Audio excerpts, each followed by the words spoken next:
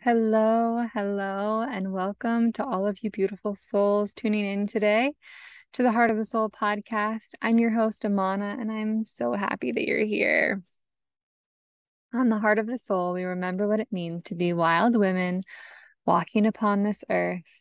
We share our stories and honor how they inevitably shift and change over time and depending on who we are talking to. This is a space for story medicine, an opportunity to practice using our voices in the ancient ritual of storytelling.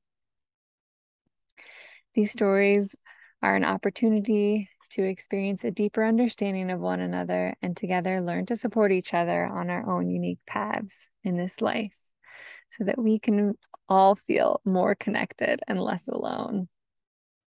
I hope that you receive wisdom as well as deep heart and soul connections as you soak in these stories today. Today is October 8th, 2022, and I'm recording this episode in Deer Park, Washington. I'm sitting out here at the edge of this little orchard, close to the edge of this field. The sun is setting behind me. There are all these little white fuzzy blue. They're like white and blue fuzzy. I wish that I could like show you. There are these wild little bugs, and when I sat down, they weren't here. And as soon as I started recording, here they appeared. Tonight is the night before the full moon. I try to release new episodes every new and full moon, and life has just gotten away from me this month. And I was like, oh, tomorrow's a full moon and I haven't recorded something. And I would really like to.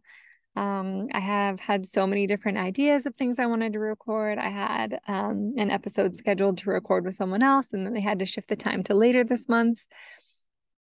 And that's just the way things flow sometimes. So I'm doing my best to flow along with it. I've had a couple of like ideas of what I might share. And I know I'm like limited on light before the sun sets behind me for those of you that are watching on YouTube. A little update in my life.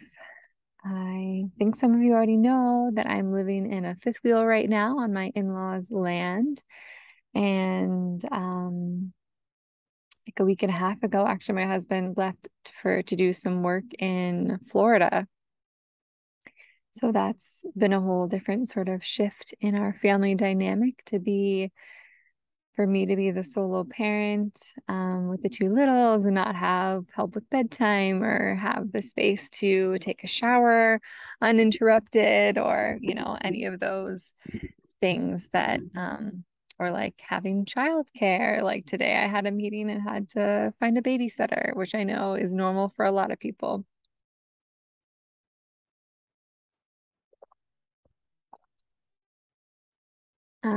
And so tomorrow is a full moon. So I've been thinking about what I want to offer my local community here. We're having my mic here keeps like falling over.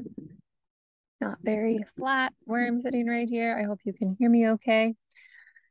So I'm dreaming up what we're going to do tomorrow. I've invited everyone to bring a food or drink that has a memory attached to it to share with the group. And I think I'm going to be I've thought about a few different things, but I think I'm going to do roasted chickpeas.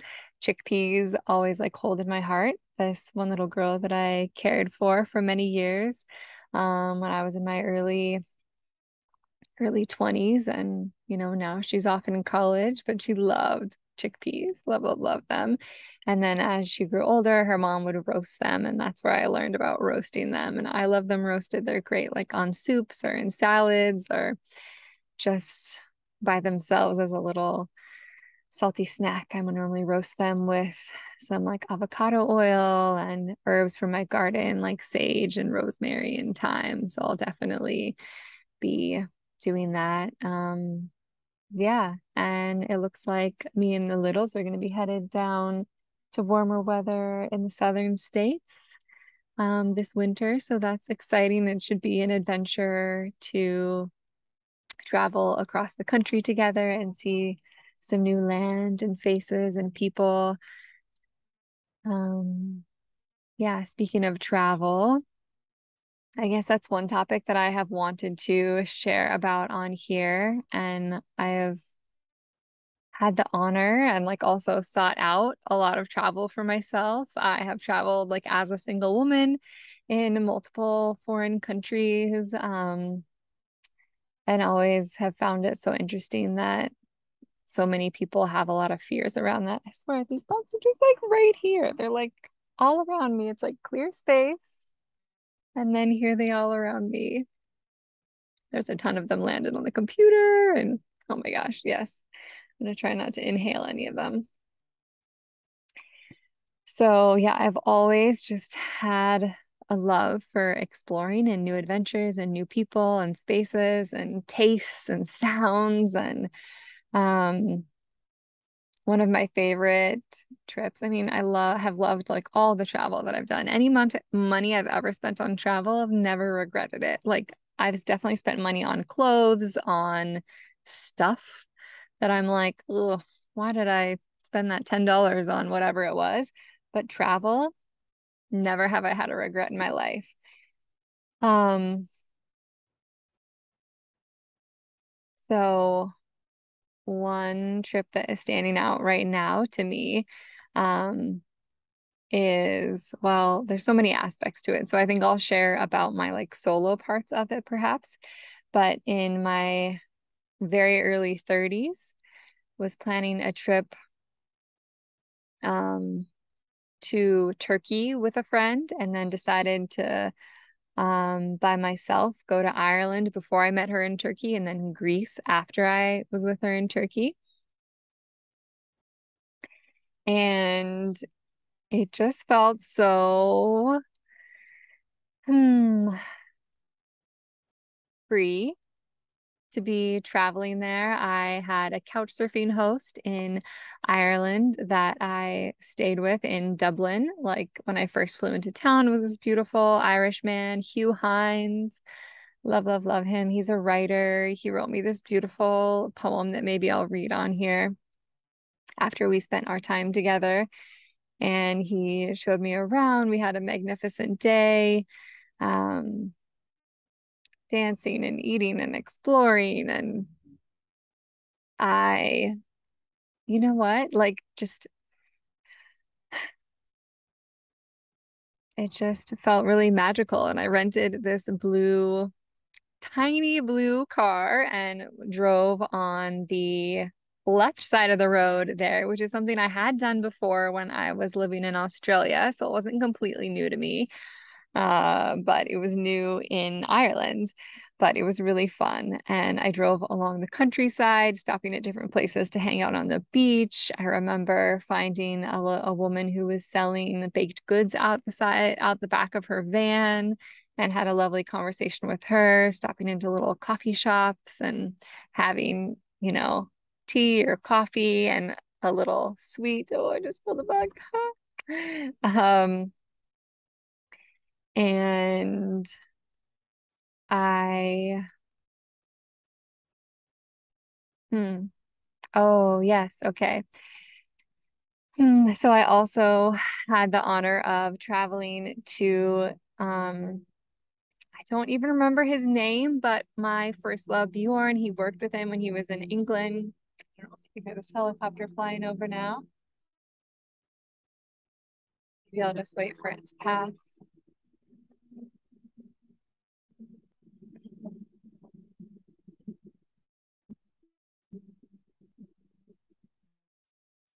Hmm. But he had worked with a couple of Irishmen in England and they came to his funeral and memorial when it happened. So I got to meet them there and they always said, like, if you ever come to Ireland, like, let us know. And so one of the men invited me to his home because he was living there on the Dingle Peninsula. And so I got to go and travel and stay with him and his wife and walk along the beach and have a meal together. And then I um, drove on along to, I don't even remember the name of the town. Ah, there's my son, Colleen. Hold on. Real life. So I got to stay with them, and then I traveled on to this other place where there was a butter museum. I didn't even know such a thing as existed, but like Kerrygold butter, which is like all the rage now. No one had ever really heard of it when at that time. At least I didn't know many people eating it at that time here in the States. But I got to go to the Butter Museum, which was really fun, and stay with the other man who worked with Bjorn. His mother had like this like lodge house where she had different people come and stay with her at different times. And so I got to stay with her, which is really beautiful, and um hang out and be together. And it's so hard for me now. Maybe I need to like write down some of my specific memories. So I'm gonna pause and move to like this overarching theme about travel. And the thing is that I love, love, love that no matter where I go, no matter I'm sure that there are some places, but I've been to so many different places and had incredible times with people, felt super connected, and we couldn't communicate with words. One of those examples is like dancing. I remember this time in Greece, I was staying with this couple. It was a Latvian woman and a Serbian man. They had actually met through couch surfing, and they were then living on Santorini. And they had this, petite studio apartment with like a loft storage space above their bathroom, which is where they placed some like mats for sleeping, and that's where I was sleeping. And it was just all like open air, and their bed was right there. And first of all, this woman, she was just like one of my like soul sisters, absolutely. We There was a big thunderstorm happening, and I like wanted to go out in the thunderstorm, and no one else wanted to go with me, but she did. And we went out and like ran through the streets. There were like rivers, and just like witnessed the lightning and the thunder, and we're like laughing and playing and running, and it was just so beautiful and magical. And another night we were with a bunch of her friends at another friend's house and drinking, think it was called orzo. It was a specific kind of alcohol that they made on this island, out of grapes, and we were eating olives, and she and I started dancing, and then it was just like so electric, and everyone was dancing, and everyone was like, we've never danced like this before. And a bunch of the people in the group didn't speak English, and so we hadn't like been having conversation, but then we had conversation through our movement and through our dance with each other, with our facial expressions and our body movements. And it just felt like an incredibly bonding and beautiful, magical experience that I'll always remember. And it also, like takes me back to this time in Mexico where it was like a very similar, I was out with my couch surfing host, and I speak some Spanish, but not a ton. And all of her friends, don't speak English. And we were out at a place with music and dancing. And again, we just was able to deeply connect with these different human beings through movement and dance, and that connection that does not require words and the understanding of words. We can understand each other without that. And I think that that is just um, one of the magical things about life. I think words are magic, and also that some of my best friends, like we need no words, like when we're together. I don't need words to know if she's happy or if she's sad or if she needs a hug or any of those things. Those are the things that are just known being in proximity with one another when we know someone that deeply. And I'm sure you've experienced even having a stranger walk into a room, and it totally transforms the energy of the entire room. So it can really be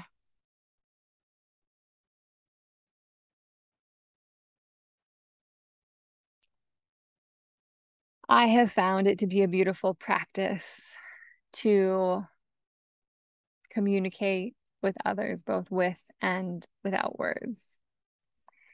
Um, I'm taking notice of all the leaves on the ground here around me now. You can hear that crunch. Fall. The leaves that, they never cry or whine, or they never appear to me to resist their transformation in color and then into death and back to the earth. It's such a space to witness the cycle of life all within this space.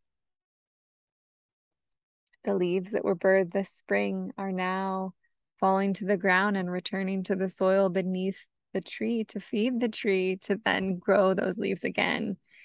And, we are that as women and humans, that we birth and grow and return to the earth and birth new life that grow and eventually return to the earth, and from dust to dust. And if no matter is ever created or destroyed, like,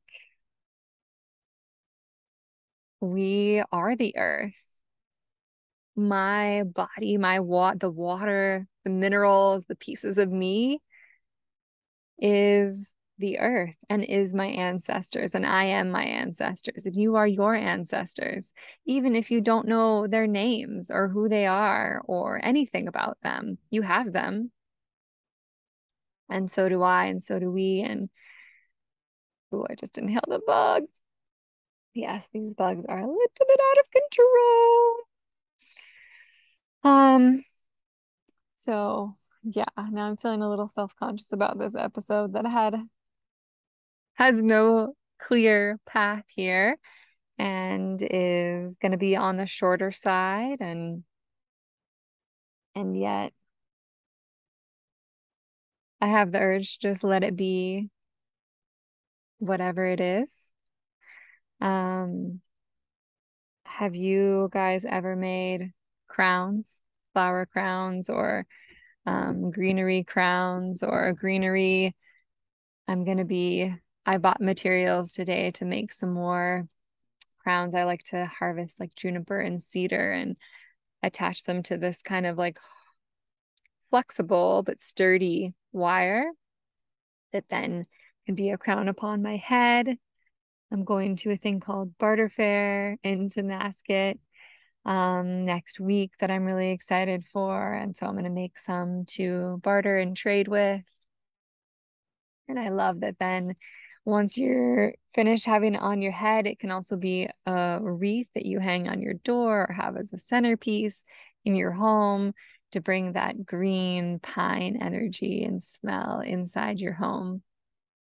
So I hope that one of you, gets something out of this episode. And I am super excited for episodes coming up. I am recording with a few beautiful people that I know here in my community. And then also Becca Piastrelli, she has a podcast called Belonging and wrote a book.